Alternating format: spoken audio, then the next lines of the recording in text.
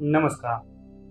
આપ સૌ ગુણીજનોનું અમારી યુટ્યુબ ચેનલ ભક્તિ સત્સંગમાં હાર્દિક સ્વાગત છે.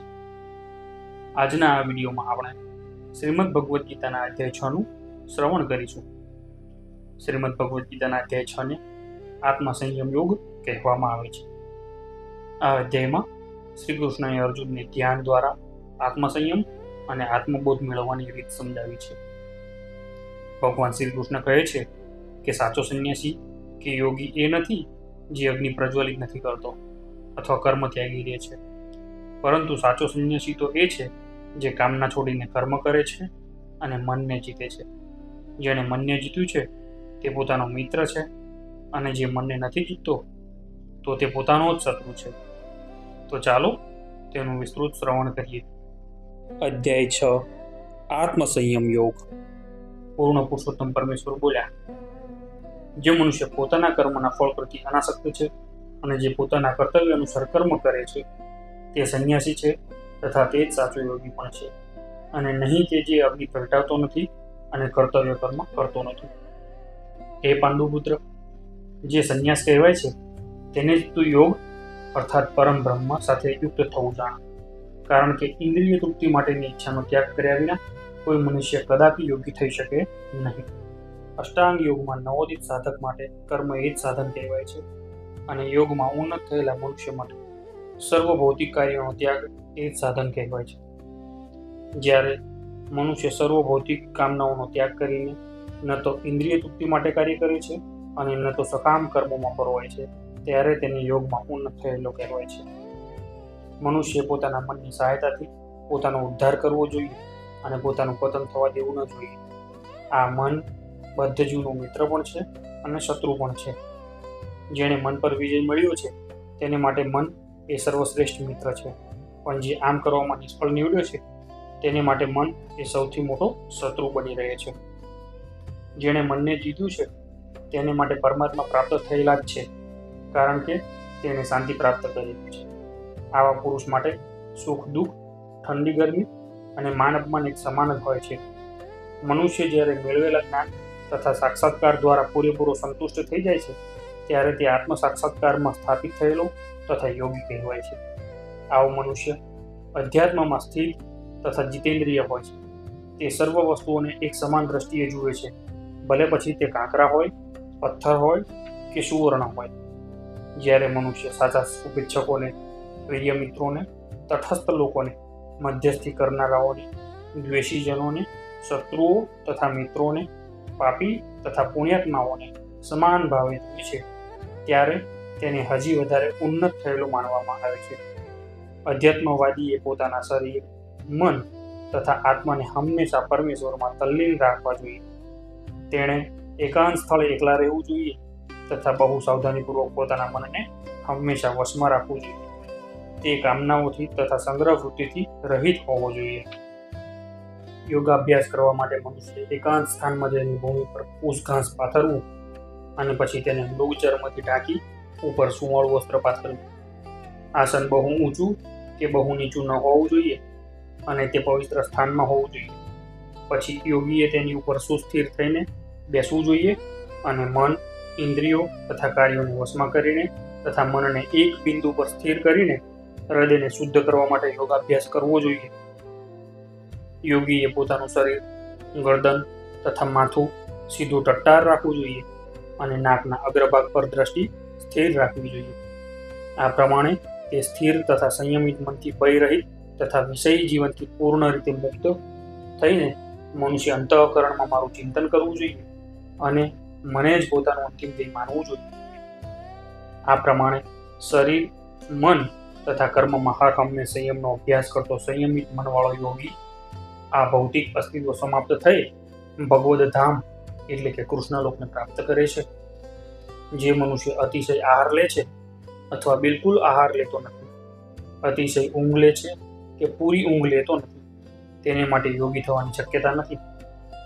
જે મનુષ્ય આહાર, વિહાર, નિંદ્રા તથા કાર્ય કરવાની આદતોમાં નિયમિત રહે છે તે યોગાભ્યાસ દ્વારા સર્વ ભૌતિક દુઃખોને નષ્ટ કરી શકે છે.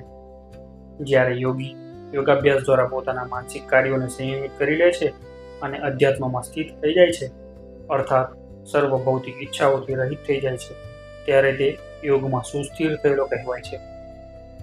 જેવી રીતે વાયુ રહિત સ્થાનમાં દીવો અસ્થિર થતો નથી, તેવી જ રીતે જે યોગીનું મન વશમાં હોય છે તે દિવ્ય આત્માના ધ્યાનમાં સદા સ્થિર રહે છે. જેને સમાધિ કહેવામાં આવે છે એ પૂર્ણ અવસ્થામાં મનુષ્યનું મન યોગાભ્યાસ દ્વારા ભૌતિક માનસિક ક્રિયાઓથી પૂરેપૂરું સંયમિત થઈ જાય છે. આ સિદ્ધિનું વિશિષ્ટ લક્ષણ એ છે કે મનુષ્ય શુદ્ધ મનથી પોતાને જોઈ શકે છે અને પોતાની અંદર આનંદ માણી શકે છે. તે આનંદ અવસ્થામાં મનુષ્ય દિવ્ય ઇન્દ્રિયો દ્વારા અનુભવાતા અપાર દિવ્ય સુખમાં સ્થિત રહે છે. એ રીતે પ્રસ્થાપિત થયેલો મનુષ્ય કદાપી સત્યથી જુદો પડતો નથી અને આ સુખની પ્રાપ્તિ પછી આનાથી મોટો કોઈ લાભ હોય તે માનતો નથી. આવી સ્થિતિ પામીને મનુષ્ય મોટામાં મોટી વિપત્તિમાં પણ વિચલિત થતો નથી. ખરેખર સમાધિની આ અવસ્થા એ જ તો ભૌતિક સંસર્ગમાંથી ઉપજતા સર્વ દુઃખોમાંથી પ્રાપ્ત થતી વાસ્તવિક મુક્તિ છે. મનુષ્ય શ્રદ્ધા તથા નિશ્ચયપૂર્વક યોગાભ્યાસમાં નિમગ્ન થઈ જવું જોઈએ અને પથભ્રષ્ટ થવું જોઈએ નહીં.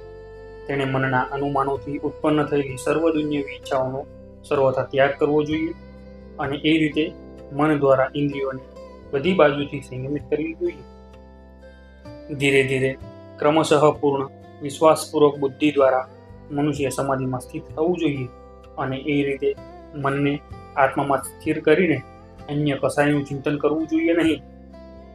મન પોતાની ચંચળ તથા અસ્થિર વૃત્તિને કારણે જ્યાં જ્યાં ભટકતું હોય ત્યાંથી મનુષ્ય તેને સર્વથા પાછું વાળી લેવું જોઈએ અને પોતાના નિયંત્રણ હેઠળ લાવવું જોઈએ. જે યોગીનું મન મારામાં સ્થિર રહે છે તે નિશ્ચિતપણે દિવ્ય સુખની સર્વોચ્ચ સિદ્ધિને પ્રાપ્ત કરે છે. જે રજોગુણથી પર થઈ જાય છે, પરમેશ્વર સાથેની પોતાની ગુણાત્મક એકતાનો સાક્ષાત્કાર કરે છે અને એ રીતે ભૂતકાળના પોતાના સર્વ કર્મના ફળથી મુક્ત થઈ જાય છે. આ પ્રમાણે યોગાભ્યાસમાં હંમેશા પરોવાયેલા રહીને આત્મસંયમી યોગી સર્વ ભૌતિક મલિનતાઓથી રહિત થઈ જાય છે અને ભગવાનની દિવ્ય પ્રેમભરી સેવામાં પરમ સુખની સર્વોચ્ચ અવસ્થા પામે છે. સાચો યોગી સર્વ જીવોમાં મને તથા મારામાં સર્વ જીવોને જુએ છે. ખરેખર આત્મ સાક્ષાત્કારી મનુષ્ય મને પરમેશ્વરને સર્વત્ર જુએ છે.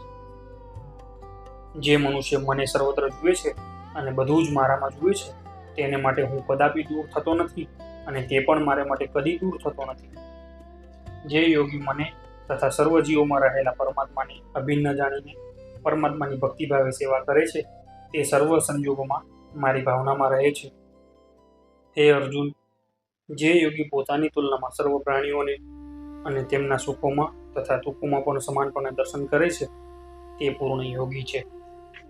અર્જુને કહ્યું, હે મધુસૂદન, આપે જે યોગ પદ્ધતિ સંક્ષેપમાં વર્ણવી છે તે મને અવ્યવહારુ તથા નભાવી ન શકાય એવી લાગે છે, કારણ કે મન ચંચળ તથા અસ્થિર હોય છે.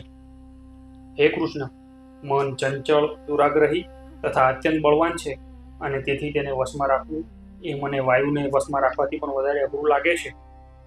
ભગવાન શ્રી કૃષ્ણએ કહ્યું, હે મહાબાહુ કુંતીપુત્ર, નિસંદેહ ચંચળ મનને વશ કરવું એ અત્યંત અઘરું છે, પરંતુ યથાયોગ્ય અભ્યાસ તથા વૈરાગ્ય દ્વારા તેને વશ કરવું શક્ય છે. જે મનુષ્યનું મન અસંયમિત છે તેને આત્મ સાક્ષાત્કાર દુર્લભ હોય છે, પરંતુ જેનું મન સંયમિત છે તથા જે યોગ્ય ઉપાય દ્વારા પ્રયત્ન કરે છે તેને નિશ્ચિતપણે સફળતા મળે છે. એ મારો અભિપ્રાય છે. અર્જુને કહ્યું, હે કૃષ્ણ, તે અસફળ યોગીની શી ગતિ થાય છે કે જે શરૂઆતમાં આત્મ સાક્ષાત્કારની પ્રક્રિયાને શ્રદ્ધાપૂર્વક ગ્રહણ કરે છે, પરંતુ પછીથી ભૌતિકતાને કારણે તેમાંથી વિચલિત થઈ જાય છે અને તેના પરિણામ સ્વરૂપ યોગ સિદ્ધિને પામી શકતો નથી. એ મહાબાહુ કૃષ્ણ, શું અધ્યાત્મ પ્રાપ્તિના માર્ગથી ભ્રષ્ટ થયેલો એવો મનુષ્ય આધ્યાત્મિક તથા ભૌતિક બંને સફળતાઓમાંથી પતન પામતો નથી અને છિન્ન ભિન્ન થયેલા વાદળની જેમ નષ્ટ થતો નથી, જેના પરિણામે તેને માટે કોઈ લોકમાં કોઈ સ્થાન નથી રહેતું? હે કૃષ્ણ, મારો આ સંદેહ છે અને તેને સંપૂર્ણપણે દૂર કરવા હું આપને વિનંતી કરું છું. આપના સિવાય અન્ય કોઈ એવો નથી કે જે આ સંશયને નષ્ટ કરી શકે. પૂર્ણ પુરુષોત્તમ પરમેશ્વર બોલ્યા, હે પૃથાપુત્ર અર્જુન, કલ્યાણકારી કાર્યોમાં પરોવાયેલા અધ્યાત્મવાદીનો આ લોકમાં કે પરલોકમાં વિનાશ થતો નથી. હે મિત્ર, ભલું કરવાવાળાની કદાપી અધોગતિ થતી નથી.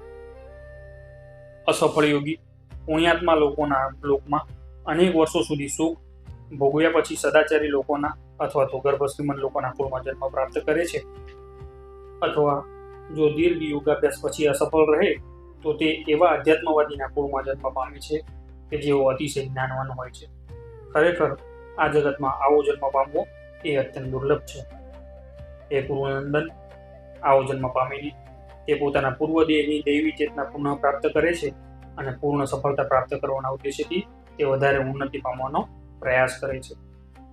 પૂર્વજન્મની દૈવી ચેતનાથી તે અનાયાસે આપોઆપ યોગના નિયમો પ્રત્યે આકર્ષિત થાય છે. આવો જિજ્ઞાસુ યોગી શાસ્ત્રોના કર્મકાંડના સિદ્ધાંતોથી પર હોય છે. વળી જ્યારે યોગી સર્વ સંસર્ગ દોષથી શુદ્ધ થઈને વધુ પ્રગતિ કરવાનો નિષ્ઠાપૂર્વક અભ્યાસ કરે છે, ત્યારે તે અનેકાનેક જન્મોની સાધના પછી સિદ્ધિ પામીને તે પરમ ગતિ પ્રાપ્ત કરે છે. યોગી પુરુષ તપસ્વી, જ્ઞાની તથા કર્મી કરતાં શ્રેષ્ઠ હોય છે. માટે હે અર્જુન, સર્વ પરિસ્થિતિમાં તું યોગી થા.